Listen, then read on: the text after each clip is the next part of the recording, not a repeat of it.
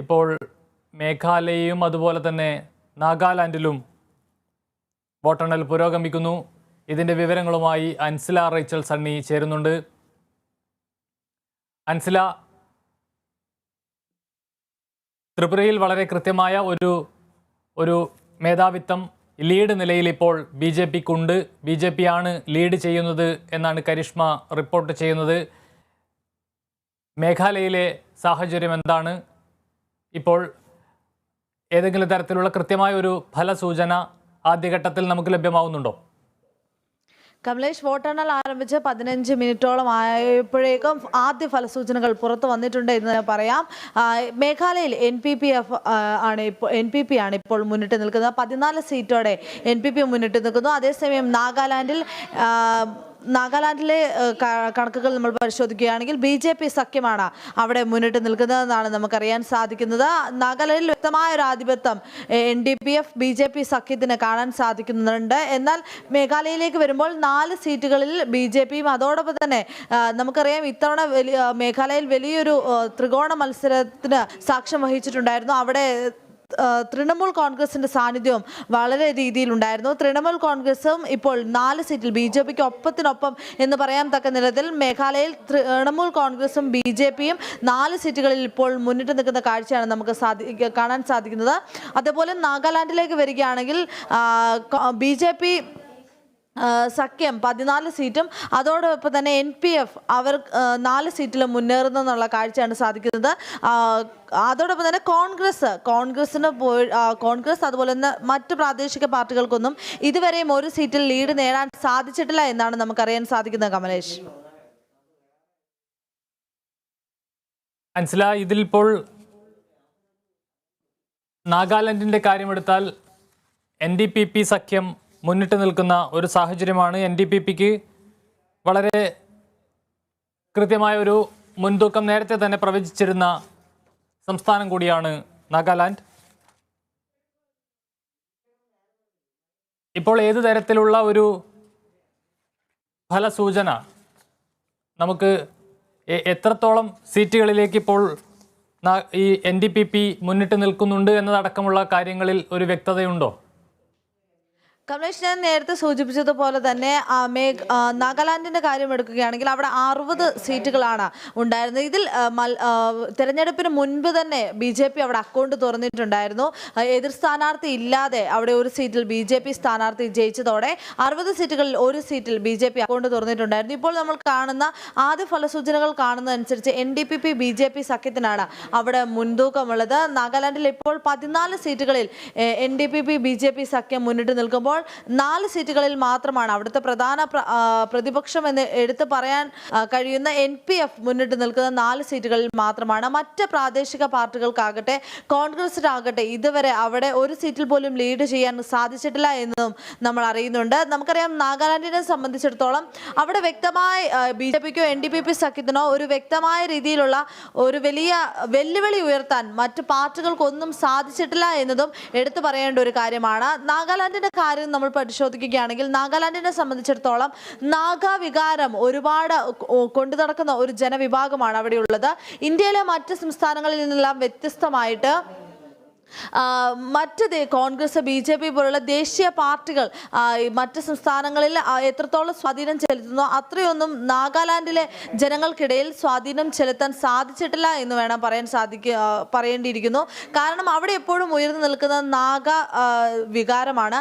2003 വരെ അവിടെ ഭരിച്ചുകൊണ്ടിരുന്ന കോൺഗ്രസ് 2018 അവിടെ ഒരു സീറ്റിൽ പോലും ജയിക്കാൻ സാധിക്കാതിരുന്നത് ഇതിന് വലിയൊരു ഉദാഹരണമാണ്. അവിടുത്തെ ജനങ്ങളുടെ എപ്പോഴും അവരുടെ സംസ്കാരവും അവരുടെ പ്രാദേശികമായ തനത് ജീവിതശൈലിയുമായി മുന്നോട്ട് പോകുന്ന ജനങ്ങളാണ്. അതോടൊപ്പം തന്നെ അവരുടെ ആ തനത് ശൈലിയും അവരുടെ ആ വികാരങ്ങളും സംരക്ഷിക്കാൻ ആര് മുന്നിട്ട് നിൽക്കുന്നോ അവരുമായി കൂടിച്ചേർന്ന് നിൽക്കാനാണ് എപ്പോഴും ആ ജനങ്ങൾക്ക് താല്പര്യമുള്ളത് എന്നതും എടുത്തു പറയേണ്ട ഒരു കാര്യമാണ്. ഇതിൽ അതോടൊപ്പം തന്നെ നമുക്കറിയാം കഴിഞ്ഞയിടെ കേന്ദ്ര ആഭ്യന്തരമന്ത്രി അമിത്ഷാ നാഗാലാൻഡിൽ നിലനിൽക്കുന്ന ആഫ്സ്പ നിയമം പിൻവലിക്കും എന്നൊരു പ്രസ്താവന നടത്തിയിട്ടുണ്ടായിരുന്നു. ഇത് സംബന്ധിച്ചിടത്തോളം BJPക്ക് അവിടുത്തെ ജനങ്ങൾക്കിടയിൽ വലിയ രീതിയിലുള്ള മതിപ്പുണ്ടാക്കിയെടുക്കാനുള്ള ഒരു കാരണമായി എന്നും കൂടെ പറയേണ്ടിയിരിക്കുന്നു. കാരണം നാഗ പീപ്പിളിനെ സംബന്ധിച്ചിടത്തോളം അവരുടെ സംസ്കാരം അല്ലെ ആ ജനങ്ങൾക്ക് അവരുടെ കാര്യങ്ങൾ എത്രത്തോളം ആ ജനങ്ങളിലേക്ക് ഇറങ്ങി ചെല്ലുക എന്നല്ല, അവരെ സംരക്ഷിക്കുക എന്നതാണ് പ്രധാനമായും അവർ നോക്കുന്ന ഒരു കാര്യം. അങ്ങനെ നോക്കുകയാണെങ്കിൽ ഈ ആഫ്സ്പ നിയമം പിൻവലിക്കുക തുടങ്ങിയ കാര്യങ്ങളുമായി BJP മറ്റ് ദേശീയ പാർട്ടികളെ വെച്ച് നോക്കുമ്പോൾ BJP അവരുടെ ഇടയിൽ ഇത്തരത്തിലുള്ള നിയമങ്ങൾ കൊണ്ടുവന്ന് വലിയ രീതിയിലുള്ള മേഘാലയയുടെ കണക്കെടുത്ത് നോക്കിയാൽ ഇപ്പോൾ കോൺഗ്രസിന് ചെറിയൊരു മുൻതൂക്കമല്ല, ചെറിയൊരു അനക്കം ഉണ്ടാകുന്നു. 3 സീറ്റുകളിൽ ഇപ്പോൾ കോൺഗ്രസ് ലീഡ് ചെയ്യുന്ന സാഹചര്യമുണ്ട്. തൃണമൂൽ കോൺഗ്രസ് അതുപോലെ തന്നെ 4 സീറ്റുകളിൽ ലീഡ് ചെയ്യുന്ന സാഹചര്യമുണ്ട്. ചെറിയ ഒരു വ്യത്യാസം ഫലത്തിൽ വന്നിട്ടുണ്ട്. തീർച്ചയായും കമലേഷ്, നമുക്ക് അറിയാവുന്ന പോലെ തന്നെ മേഘാലയയെ സംബന്ധിച്ചിടത്തോളം മേഘാലയയിൽ ഒരു വലിയ രീതിയിൽ കോൺഗ്രസിന് ചലനം സൃഷ്ടിക്കാൻ കഴിയുമെന്ന് ഇപ്പോഴും പ്രതീക്ഷിക്കുന്നില്ല. എക്സിറ്റ് പോൾ ഫലങ്ങൾ ഒക്കെ പ്രവചിച്ചിരുന്നത് മേഘാലയയിൽ ഇത്തവണയും തൂക്ക് മന്ത്രിസഭ ആകുമെന്നാണ്. അത്തരത്തിൽ നമ്മൾ ഇപ്പോൾ ഫലങ്ങൾ നോക്കുകയാണെങ്കിൽ 14 സീറ്റുകളിൽ ഇപ്പോൾ മുന്നിട്ട് നിൽക്കുന്നത് NPP സഖ്യം തന്നെയാണെന്ന് പറയേണ്ടിയിരിക്കുന്നു. അവരെ സംബന്ധിച്ചിടത്തോളം മേഘാലയയിൽ അവർക്ക് മുൻതൂക്കമുണ്ടാകുക അല്ലെങ്കിൽ അവരായിരിക്കും ഇത്തവണ മേഘാലയയിൽ ഏറ്റവും കൂടുതൽ ഭൂരിപക്ഷം നേടുക എന്ന് പല എക്സിറ്റ് പോൾ ഫലങ്ങളും പ്രഖ്യാപിച്ചിട്ടുണ്ടായിരുന്നു. എന്നാൽ മേഘാലയയുടെ ഒരു കാര്യം എടുത്തു പറയുമ്പോൾ നമ്മൾ എടുത്തു പറയേണ്ട ഒരു കാര്യമുണ്ട്. മേഘാലയയിൽ ഇത്രയും കാലമായിട്ടും വ്യക്തമായ ഭൂരിപക്ഷത്തോടെ ഒരു സർക്കാർ കെട്ടിപ്പടുത്തിയത് ഒരു തവണ മാത്രമാണ്. ബാക്കി എല്ലാ തവണയും കൂട്ടുകക്ഷി മന്ത്രിസഭകൾ മാത്രമുള്ള ഒരു സംസ്ഥാനമാണ് മേഘാലയ. ഇത്തവണയും അത്തരത്തിലുള്ള സ്ഥിതിയിലേക്ക് പോകുമെന്നാണ് നമുക്കറിയാൻ സാധിക്കുന്നത്.